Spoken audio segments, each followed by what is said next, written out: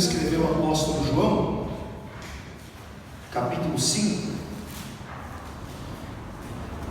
Evangelho segundo o apóstolo João, capítulo 5. Procure aí, por favor, quando você encontrar. Deixa essa página marcada. João, capítulo 5. Nós vamos fazer a leitura dos versículos de número 5 até o versículo 9. Fernando. João capítulo 5, versículo 5 a 9.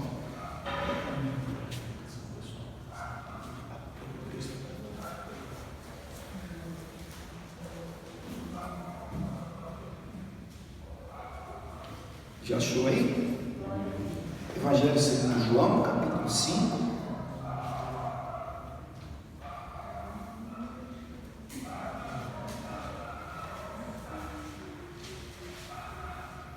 Nós vamos fazer a leitura a partir do versículo de número 5.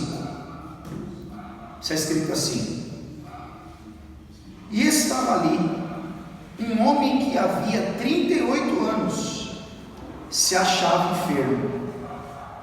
E Jesus, vendo este deitado e sabendo que estava neste estado havia muito tempo, disse-lhe: Queres ficar são?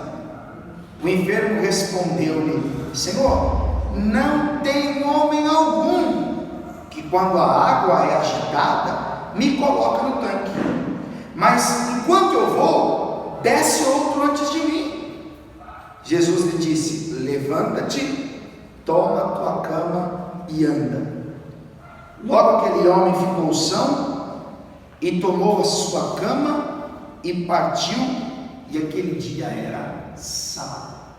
Depois de 38 anos de expectativas, depois de 38 anos convivendo com aquela paralisia, com aquela enfermidade, este moço, ele vê Jesus vindo em sua direção. Jesus sabia que ele estava naquele estado há muito tempo. Jesus vai fazer uma pergunta: você quer ser curado? Pergunta meio óbvia. E aí ele vai se justificar, dizendo: sabe o que acontece, Senhor? Eu sou paralítico. E aí quando vem o anjo e agita a água, porque essa era uma tradição, quando o anjo vem e agita a água, o primeiro que cair é curado. Mas quando eu estou indo, vem alguém pula antes de mim. Aí Jesus vai dizer para ele: levanta, pega a tua cama, pega o teu leito e anda. Ele imaginava que um dia seria curado. Como? Quando algum homem o ajudasse a ir até aquelas águas, quando o anjo vinha e agitasse ela. Mas aí Jesus vem e faz tudo diferente, porque a Bíblia diz em Provérbios, capítulo 16, versículo 1, que do homem são as preparações do coração, mas do Senhor vem a resposta da boca. Às vezes nós imaginamos que as coisas vão acontecer assim, assim, assim. Aí vem Deus e faz tudo diferente. Jesus chegou ali, e depois de 38 anos de sofrimento, Jesus interrompeu aquela situação deplorável deste homem. Curva sua cabeça, feche os teus olhos, por favor. Pai Santo, Deus bendito, Deus Todo-Poderoso, graças nós te damos pela tua palavra, pela tua bondade, pelas tuas misericórdias que se renovam a cada manhã, Senhor. Te agradecemos porque por mais uma vez o Senhor nos deu o honroso privilégio de estarmos aqui na tua casa para te louvar, para te exaltar e agora para ouvir a tua palavra. Por isso, Senhor, que o teu Espírito Santo fale aquilo que é do teu querer e da tua vontade. Em nome do teu Filho amado Jesus, fale ao coração de cada uma das pessoas aqui presentes, bem como os nossos irmãos que estão nos acompanhando dos seus lares, os nossos amigos das redes sociais, aonde esta palavra chegar, que o teu Espírito Santo, meu Deus, conclua a boa obra que o Senhor iniciou para a glória e louvor do nome do Senhor Jesus. Que assim seja feito, em nome de Jesus, amém, e graças a Deus. Pode sentar no seu lugar, por favor.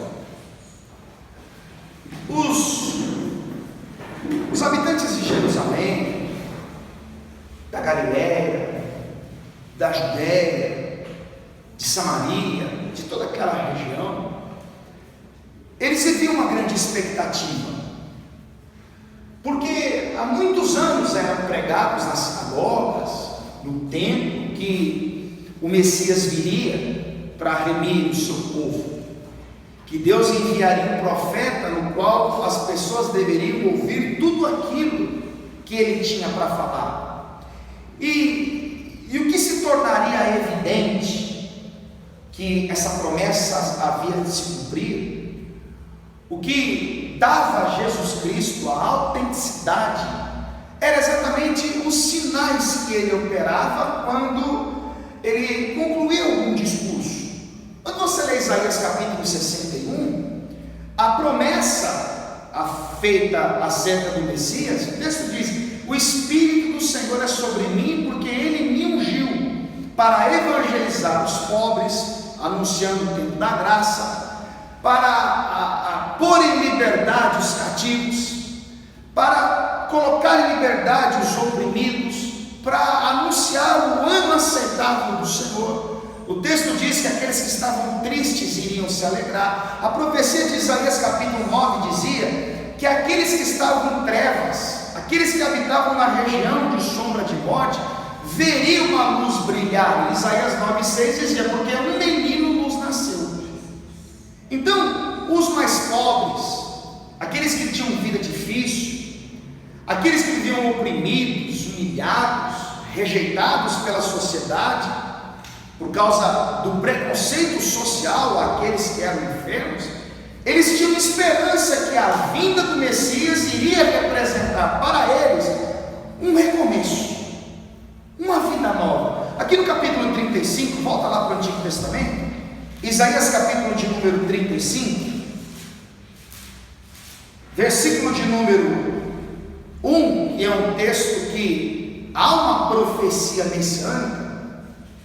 Nós voltamos cerca de 680 anos na história, onde Deus, através do profeta Isaías, fala ao povo que estava cativo na Babilônia e promete a vinda de um libertador.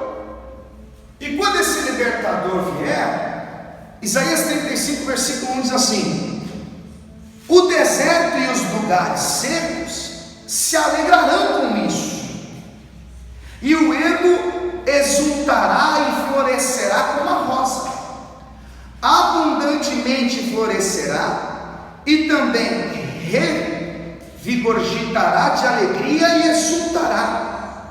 A glória do Líbano se lhe deu, bem como a excelência do Carmelo e de Saron. Eles verão a glória do Senhor, a excelência do nosso Deus. Olha a mensagem de consolo para quem está com o coração angustiado. Olha uma mensagem de alegria para quem está triste. Versículo de número 3: confortai as mãos fracas e fortaleceis os joelhos trementes. Dizei aos turbados de coração, aqueles que estão com o coração perturbados, fala para aqueles que estão com o coração perturbados: esforçai-vos e não temais. Eis que o vosso Deus virá com vingança, com recompensa de Deus, Ele virá e vos salvará. Versículo 5: então os olhos dos cegos serão abertos, e os ouvidos dos surdos se abrirão. Então os coxos saltarão como servos, e a língua dos mudos cantará, porque águas arrebentarão no deserto e ribeiros no ermo. Então entenda, quando se falava de Messias, quando se falava da vinda do Salvador, as pessoas associavam aos sinais que ele deveria operar para que as pessoas acreditassem na autenticidade do seu ministério. Por isso que lá em Lucas capítulo 4, a partir do versículo 16, quando Jesus está numa sinagoga em Nazaré, ele recebe o livro do ministro, ele lê a escrita de Isaías, entrega o rolo ao ministro, as pessoas estão com os olhos fitos nele, e Jesus vai dizer: hoje se cumpriu essa escritura diante dos vossos ouvidos. Jesus vai ser rejeitado em Nazaré, e quando Jesus vai para Cafarnaum, então ele começa a operar uma série de milagres, de sinais. Jesus vai fazer o cego enxergar, paralítico vai andar, os leprosos vão ser limpos. Quando em Mateus capítulo 11, a partir do versículo 3, João Batista, que estava encarcerado, manda discípulos irem até Jesus perguntar se era ele ou que eles deveriam esperar outro. Jesus vai dizer: vai lá e fala para João o que vocês estão ouvindo e o que vocês estão vendo. Os cegos vêm, os leprosos são limpos, os coxos estão andando, e os mortos ressuscitam, e aos pobres é anunciado o reino de Deus. Então, a sua palavra poderosa, unida aos sinais que ele operava, dava aos seus ouvintes, como também aqueles que viam o que Jesus fazia, a certeza que ele é o Messias, o Cristo do Senhor. E quando João começa a sua escrita, o evangelho que leva o seu nome, ele apresenta Jesus como a luz que ilumina todo homem. No capítulo de número 2, ele registra o primeiro milagre que Jesus opera em Caná da Galileia, quando em uma festa de casamento o vinho acaba. Então Jesus ele vai pegar a água, que é insípida, inodora e incolor, e vai transformar esta água no vinho mais saboroso que já houve até hoje na terra. E João narra dizendo que Jesus principiou em Caná da Galileia os seus sinais. Então o primeiro milagre, ele transforma a água em vinho. No capítulo 3, o João registra a história em que um dos principais dos fariseus, um homem chamado Nicodemos, ele vai até Jesus perguntar acerca do seu reino. O que o homem precisa fazer para herdar a vida eterna, para entrar no reino de Deus? Aí Jesus vai dizer: aquele que não nascer da água e do Espírito não pode entrar no reino de Deus. Jesus vai dizer para ele: é necessário nascer de novo. Como assim? Ter uma vida nova, ser uma nova pessoa, ser regenerado, ser transformado. Então, assim como o primeiro milagre, onde Jesus transformou a água em vinho, o João narra no capítulo 3 que para se entrar no reino também precisa ser transformado, precisa passar por uma mudança. Aí no capítulo 4, Jesus ele vai conversar com aquela mulher de Samaria. Quando ele vai até a fonte de Jacó, conversa com ela, aquela mulher vai lá e começa a influenciar os samaritanos a vir a Cristo, ouvir a sua mensagem. E no final do capítulo 4, Jesus ele vai curar o servo de um oficial com o poder da sua palavra a uma certa distância. E no capítulo 5, o João ele narra Jesus em Betesda, que quer dizer casa de misericórdia. Em Betesda, eu quero que você volte lá para João capítulo 5. Em Betesda, Jesus vai mudar a vida de um homem. João capítulo 5, versículo de número 1, está escrito assim: depois disso o quê? Depois que Jesus fez o segundo milagre. O segundo milagre foi quando ele liberou a palavra e à distância ele curou o servo de um oficial. Depois disso, havia uma festa entre os judeus e Jesus subiu a Jerusalém. Ora, em Jerusalém, a próxima porta das ovelhas, um tanque chamado em hebreu Betesda, o qual tinha 5 alpendres, 5 pavilhões, 5 varandas. Nestes jazia grande multidão de enfermos. Aí João ele diz: cegos, coxos e paralíticos. Então Jesus está chegando num lugar onde havia um grupo de pessoas oprimidas, um grupo de pessoas enfermas, um grupo de pessoas que estavam ali porque queriam ter a sua vida transformada.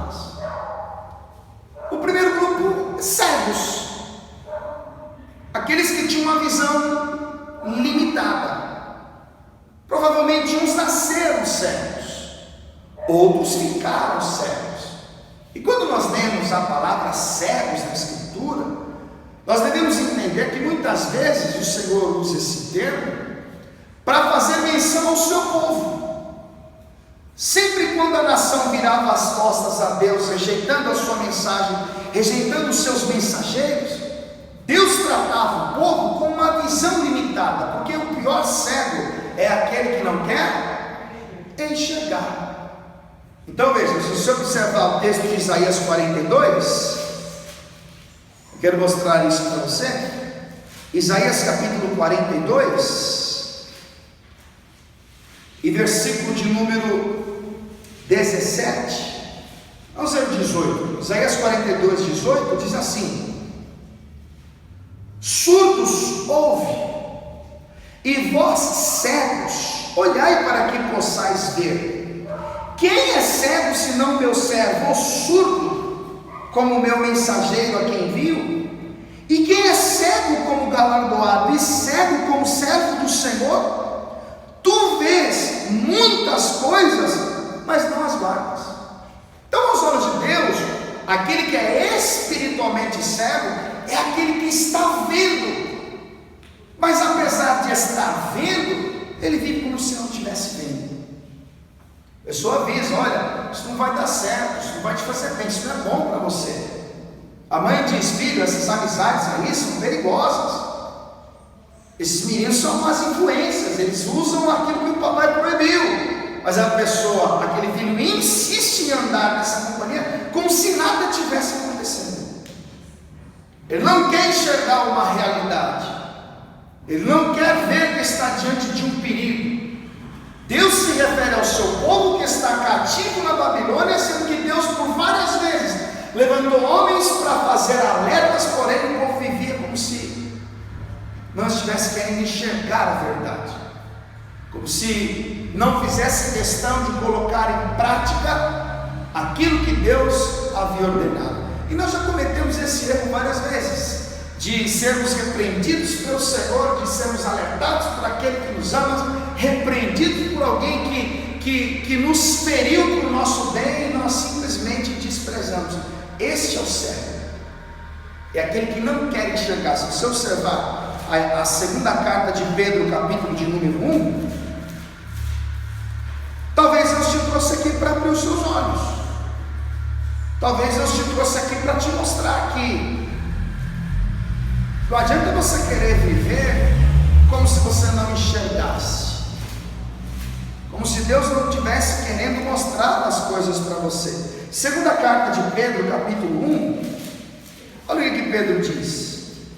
Segunda carta de Pedro, capítulo de número 1, está escrito assim, no versículo de número 5: e vós também, pondo nisso mesmo toda a diligência, acrescentai à vossa fé a virtude, e a virtude a ciência, e a ciência o domínio próprio, e o domínio próprio a paciência, e a paciência a piedade, e a piedade o amor fraternal, e o amor fraternal a caridade. Pedro está falando do que? De fruto do Espírito: fé, pureza, caridade, amor. Olha o 8: porque se em vós houver e aumentarem essas coisas, não vos deixando ociosos nem estéreis no conhecimento do nosso Senhor Jesus Cristo, pois aquele em quem não há estas coisas é cego, nada vendo ao longe, havendo-se esquecido da purificação dos seus antigos pecados.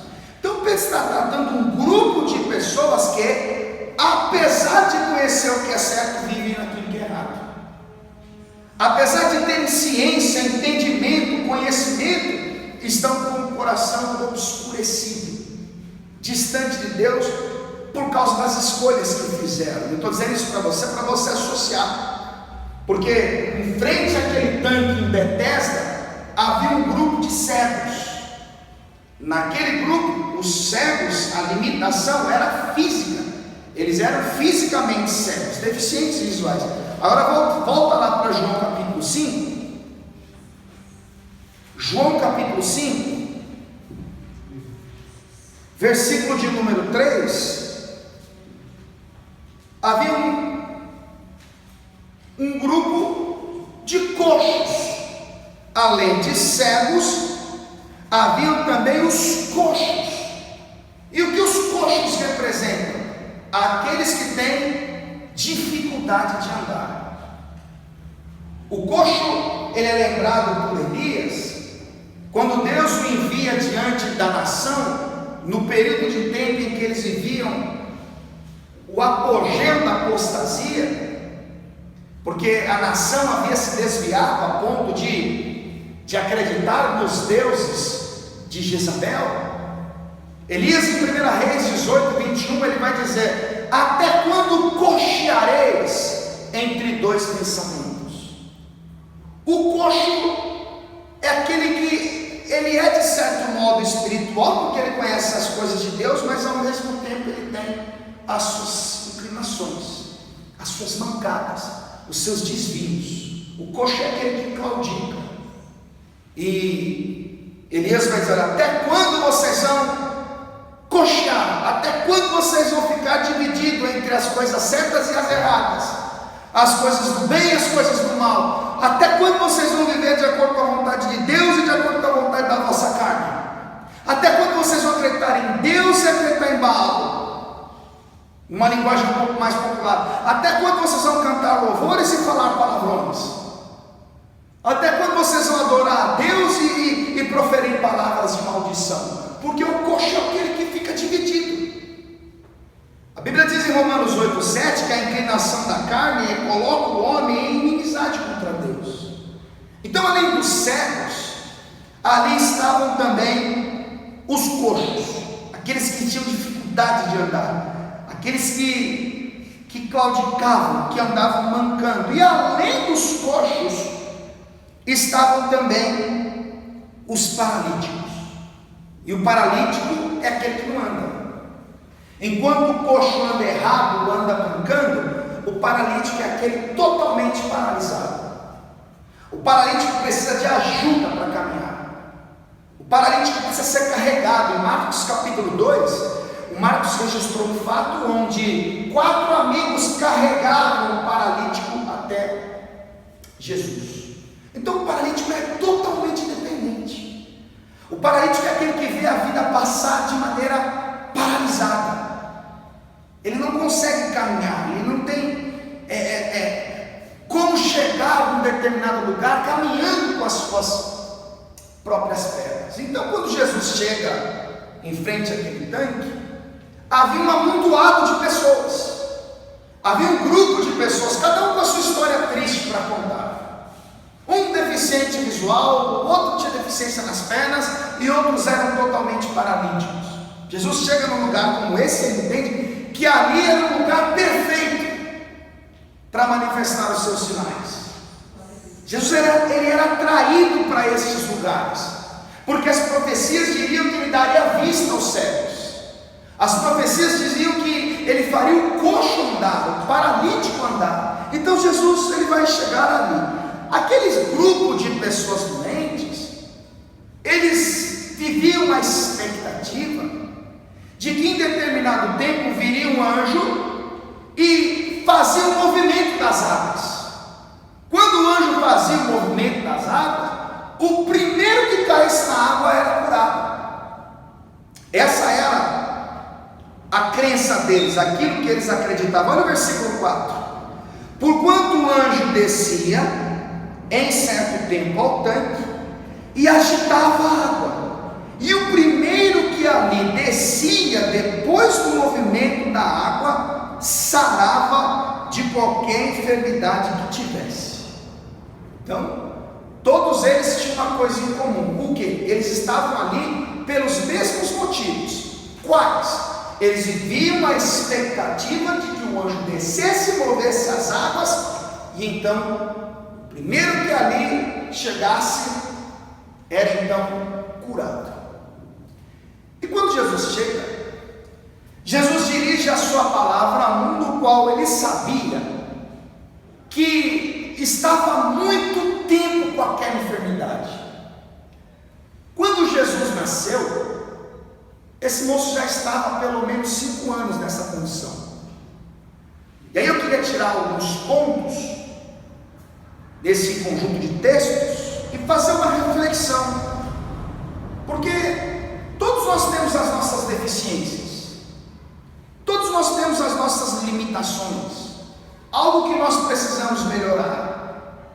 Uns não querem enxergar as verdades, outros andam mancando e outros estão com a vida totalmente paralisada. E Jesus faz questão de reconhecer, eu quero que você observe o versículo 5, e estava ali um homem que havia 38 anos se achava enfermo. 38 anos vivendo a mesma situação. 38 anos proferindo os mesmos lamentos. 38 anos vivendo os mesmos desgostos. E eu costumo sempre dizer isso, que o tempo de espera muitas vezes torna as coisas mais difíceis. A Bíblia diz em Provérbios 13:12 que a esperança tardia, a esperança demorada, ela enfraquece o coração. Pergunta para qualquer esposa que há anos luta pela libertação do marido, você vai entender. Pergunta para qualquer mãe que fica olhando nas madrugadas a hora no relógio, esperando o filho chegar em casa. Pergunta para qualquer esposo que ora há anos pela libertação e transformação da sua esposa. Conforme o tempo passa, as coisas vão ficando mais difíceis.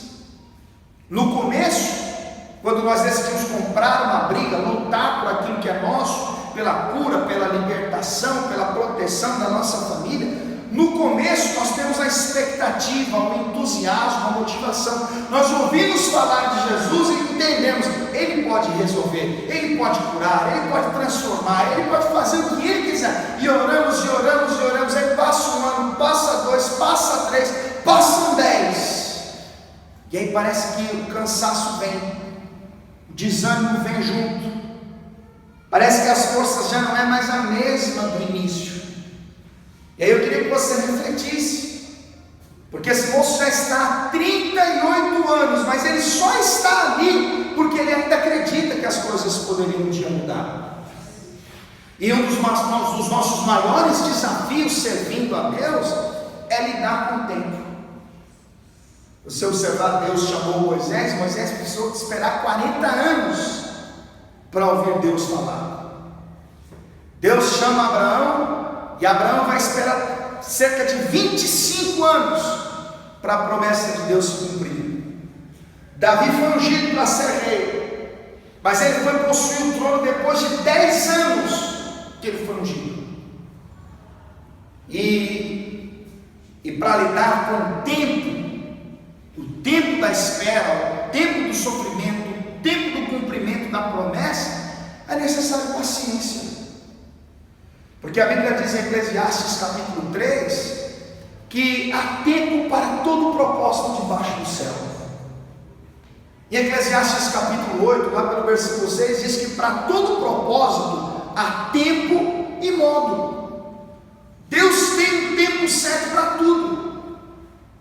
Deus tem uma maneira certa de agir para tudo. E às vezes nós não entendemos, nos precipitamos, tomamos decisões erradas e agimos no calor das emoções de acordo com as nossas próprias vontades, quando tudo o que nós deveríamos fazer é esperar. Chegaram em João capítulo 9 para Jesus e perguntaram: quem pecou, ele ou os pais deles, para que ele nascesse cego? Aí Jesus vai dizer: nem ele nem os pais, mas ele nasceu assim para que se manifeste a glória de Deus. Quando chegaram para Jesus dizendo que Lázaro estava doente, Jesus disse: essa enfermidade não é para a morte, mas essa enfermidade é para a glória de Deus, para que o Pai seja glorificado no Filho através dela. Então Deus, ele tem a maneira dele agir, tem um tempo para tudo. Talvez Deus trouxe aqui para dizer: você vai ter que esperar um pouco mais. Talvez Deus te trouxe aqui para que você entenda que as coisas vão acontecer não no seu tempo, mas no tempo dele. Davi diz no Salmo 27, versículo 14: espera no Senhor, anima-te, e Ele fortalecerá o teu coração. Hebreus 10, 36 diz: porque necessitais de paciência, para que depois de haver desfeito a vontade de Deus, possais alcançar a promessa. Porque o que há de vir virá e não tardará, mas o justo viverá pela fé. E é difícil. É difícil. Nós queremos tudo para hoje. Nós temos uma fé imediatista. Nós ouvimos a pregação hoje e queremos acordar amanhã com o resultado. E o grande desafio da nossa fé é saber esperar, lidar com o tempo. Então entenda, 38 anos de espera, mas ele estava lá. E por que ele estava lá? Porque ele acreditava que um dia a hora dele iria chegar. Você tem que acreditar também, filho. Porque se Deus prometeu, Deus vela pela sua palavra para fazer a glória. 38 anos de espera. E aí Jesus chegou ali. Aí olha o versículo de número 6. E Jesus, vendo este deitado, e sabendo que estava nesse estado há muito tempo, disse: olha que coisa linda, Jesus sabia que ele estava naquele estado há muito tempo. Por quê? Porque Jesus conhece todos os homens. Ele conhece, ele sabe há quanto tempo você chora, ele sabe há quanto tempo você se lamenta, ele sabe há quanto tempo você é uma pessoa angustiada, ele sabe de tudo. E aí Jesus faz uma pergunta óbvia: queres ficar são? Todo mundo ali quer a cura. Eles estavam ali porque acreditavam que quando o anjo movesse as águas, a cura iria chegar. Eles acreditavam naquele método, naquela prática, naquele costume. Eles já tinham na sua mente como seriam curados. Todos eles acreditavam: um dia eu vou ser o primeiro, vai chegar a minha hora, vai chegar a minha vez. E aí Jesus pergunta para um cara 38 anos com a vida amarrada, paralisada, dependendo dos outros para tudo. Isso é uma coisa difícil também, depender dos outros.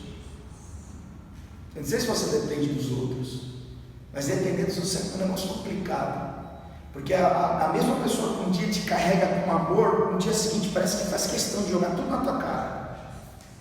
A pessoa te estende a mão um dia, no outro dia ela começa a enfrentar, e não é fácil isso. 38 anos, Jesus pergunta para ele: você quer ficar são? E quando Jesus pergunta se ele quer ficar são, ele começa a apresentar algumas justificativas do porquê ele ainda não foi curado. Veja o versículo de número 7. O enfermo respondeu: Senhor, não tenho homem algum que quando a água é agitada me coloque no tanque. Olha uma lição importante aqui. O dono do reino, o criador dos céus e da terra, perguntou para ele: você quer ficar são? E o que ele faz? Ele começa a se justificar. Ele diz: eu não tenho homem algum que me ajude, eu não tenho quem me carregue, eu não tenho alguém que me estenda a mão, eu não tenho alguém que se compadeça da minha necessidade, eu não tenho alguém que seja solidário às minhas limitações físicas. Eu quero ficar são, mas eu não posso contar com a ajuda de ninguém. Aqui tem uma lição importante, porque às vezes nós colocamos a nossa confiança no homem, às vezes nós criamos expectativas com a ajuda dos outros, às vezes nós achamos que na noite do dia vai aparecer alguém com a solução do nosso problema, e a tendência é a decepção, ainda mais nos dias atuais, onde as pessoas são frias, egocêntricas e egoístas.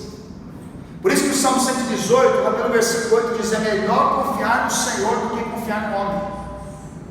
Por isso que em Jeremias 17,5 Deus vai dizer: maldito é o homem que confia no homem, que faz do seu braço a sua força e despreza o Senhor. Todas as vezes que você colocar a sua confiança no homem, você tem grande possibilidade de se decepcionar, de se frustrar, de se entristecer. Às vezes a esperança está na agiota, às vezes a esperança está no plano de saúde, às vezes a esperança está no amiguinho rico, no conselheiro, no pastor, no obreiro de gente boa. E a tendência é se decepcionar. Não tem homem algum. Jesus não perguntou se ele queria um ajudante, Jesus não perguntou se ele queria alguém para dar uma força para ele, Jesus perguntou se ele queria ser curado, Jesus perguntou se ele queria mudar de vida. se ele queria ser transformado, se ele queria deixar de viver se arrastando. Jesus perguntou se ele queria sair daquela vida de dependência. Ele se justifica dizendo: não tenho homem algum, não tenho quem me ajude. Mas olha que coisa interessante na sequência do texto. Ele diz assim: mas enquanto eu vou, desce outro antes de mim. E aqui tem uma coisa maravilhosa no texto: não tinha homem algum que o ajudasse. Ele era paralítico, mas apesar de toda a sua limitação física, ele ia. Olha o texto dizendo: quando eu vou, quando eu tento, quando eu me arrasto, quando eu saio do lugar, alguém passa na minha frente. Entenda a perseverança desse camarada. Não podia andar, não tinha quem o ajudasse, mas ele ia, ou seja, ele fazia alguma coisa para tentar mudar. E sabe qual é o erro que nós cometemos muitas vezes? Nós terceirizamos a decisão, nós transferimos aos outros a responsabilidade que é nossa.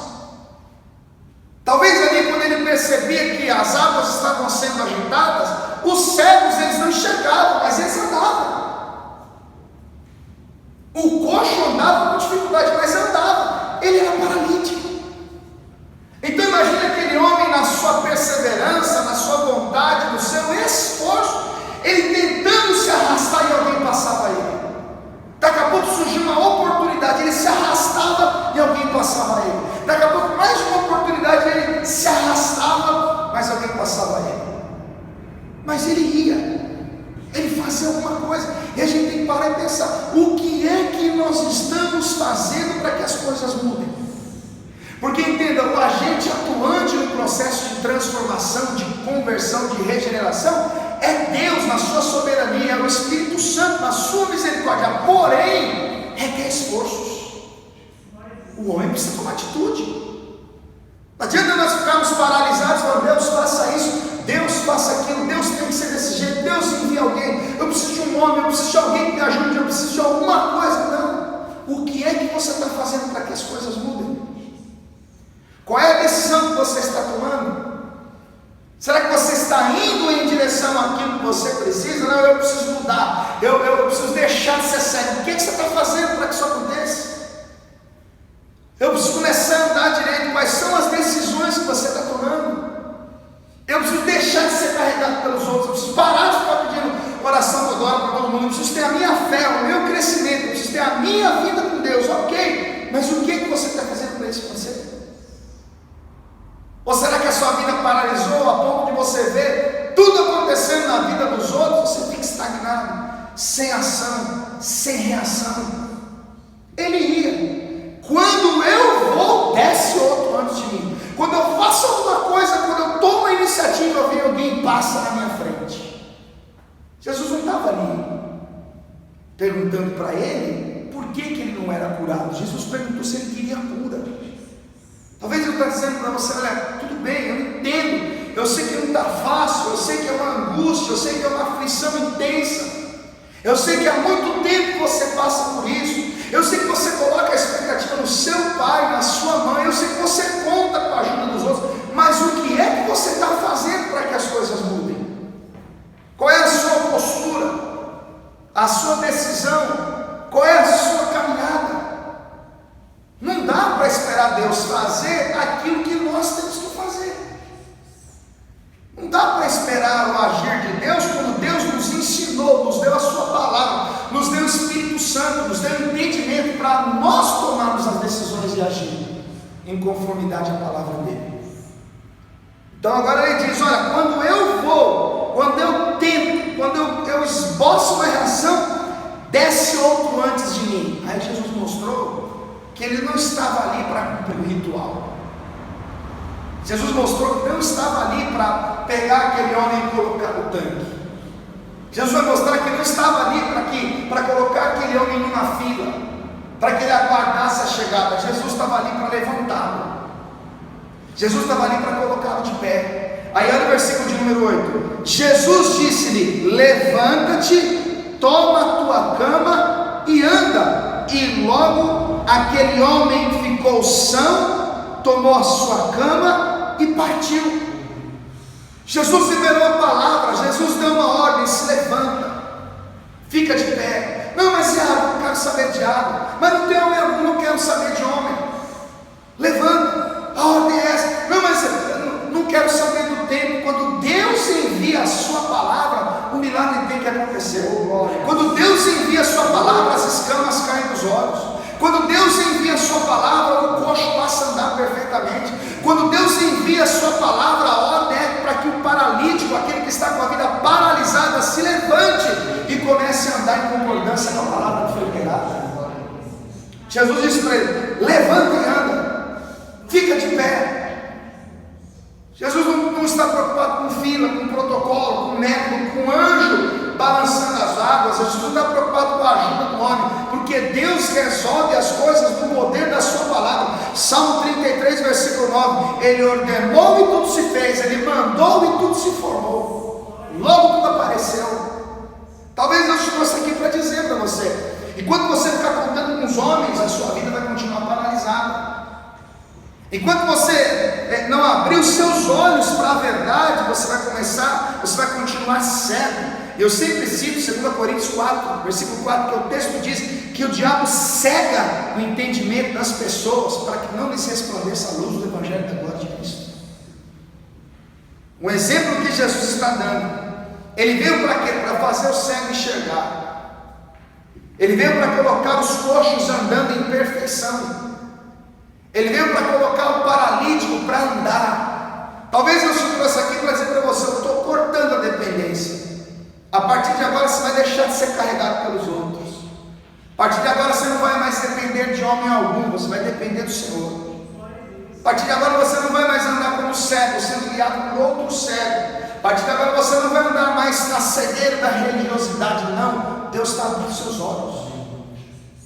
Jesus libera esta palavra e dá uma ordem para ele: se levanta. E Deus enviou o seu Filho unigênito para que todo aquele que nele crê não pereça, mas tenha vida eterna. Jesus veio para levantar o homem caído, para chamar aqueles das trevas para a sua maravilhosa luz. Ele veio para restaurar a vida do pecador, do perdido. Agora, o que adianta Jesus mandar levantar e o cara continuar paralisado?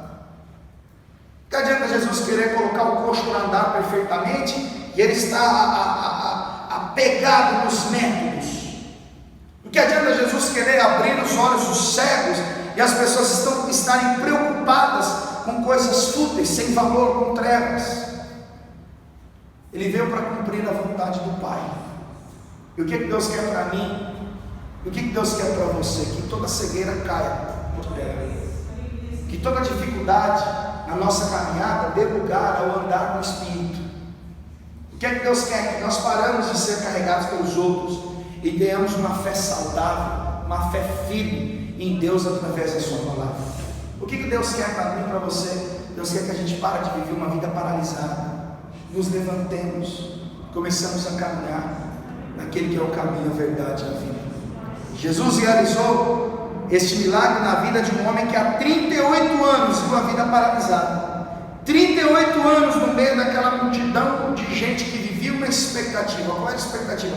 O anjo uma hora vai vir, e quando ele balançar as águas, eu vou ser o primeiro. Não, Jesus ele veio para fazer as coisas do jeito dele, da maneira dele. O nosso coração muitas vezes nos faz enxergar como Deus vai agir, a maneira como tudo acontecerá. O nosso coração se enche de expectativa. Quando Elias, pensando que Jezabel iria dizer que só o Senhor é Deus, aí Jezabel manda um mensageiro ameaçando Elias, e ele vai frustrado para o deserto, em seu ânimo pedir a morte, porque ele viveu uma expectativa. E às vezes nós nos enchemos de expectativa, acreditando que as coisas vão acontecer assim, assim, assim. Aí vem Deus e faz tudo diferente. Mas o que mais importa é que Deus sempre tem a maneira certa de agir. Por mais que o tempo esteja passando, por mais que fazem anos que você espera, por mais que você acredite que as coisas vão acontecer do mesmo jeito, do jeito que você desenhou no seu coração, acredite no que eu estou falando para você. Jesus quer que você se levante, Jesus quer que você ande direito, Ele quer abrir os seus olhos para que você entenda que as coisas vão acontecer no tempo de Deus. E quando as coisas acontecem no tempo de Deus, não há homem que possa atrapalhar o seu agir. Vamos ficar todos de pé, por favor.